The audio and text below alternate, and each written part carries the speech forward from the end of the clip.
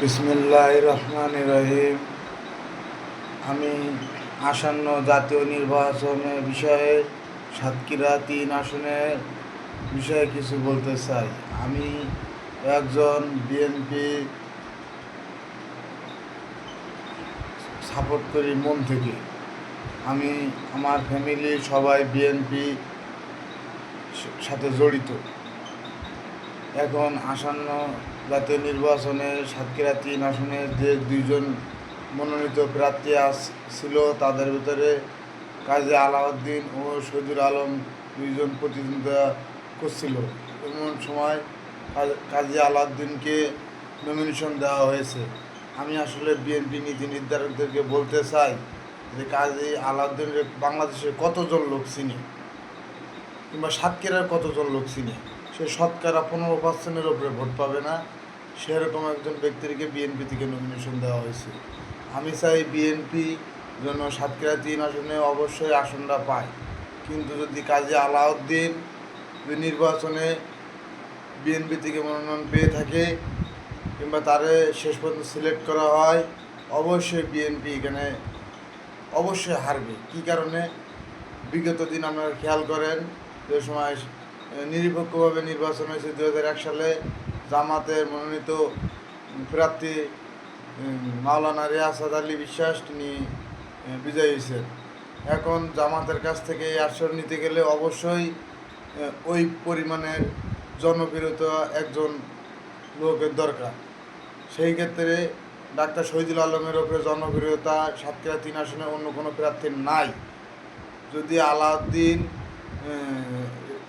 বাবুরে যদি nomination fixed করা হয়ে থাকে লাস্ট পর্যন্ত, তাহলে অবশ্যই বিএনপি এই আসনটা হারাবে। আমি বিএনপির একজন নিষ্ঠাকর্মী হিসাবে এটা দেখতে চাই না। আমি আমার ভিডিও যদি অবশ্যই টপ লেভেল বিএনপির কেউ দেখে থাকেন, অবশ্যই একটু মনোযোগ সহকারে দেখবেন।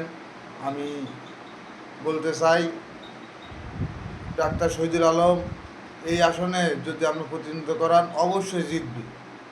আমি শিওর শতকরা 65-70% ভোট পেয়ে শহীদুল আলম জিতবে। আর যদি কাজী আলাউদ্দিন এই সংসদীয় আসনে নির্বাচন করে 15-16% উপরে ভোট পাবে না।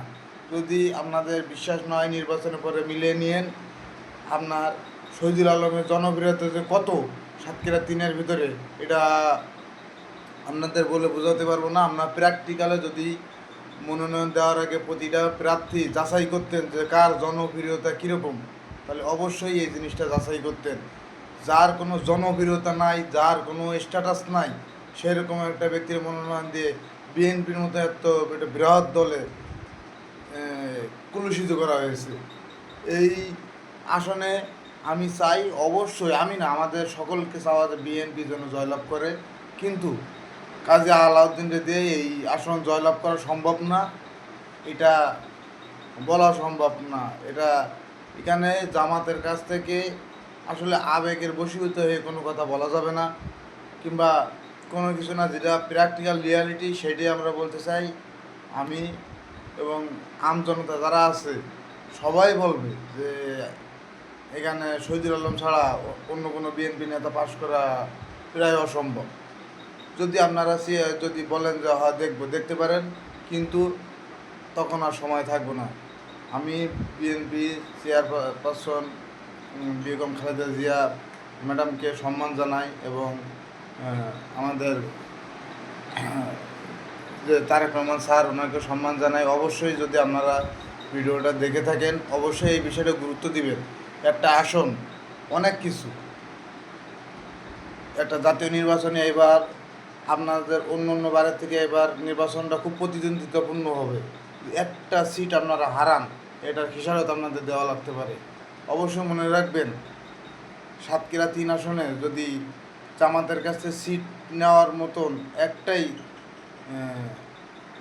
জননেতা থেকে থাকে, সেটা হলো শহীদুল আলম। অন্যথায় এই কাজী আলাউদ্দিনকে দিয়া এই সিট আপনারা রাখতে পারবেন না, যদি আপনাদের দলের একটা আসন খোয়াবেন না।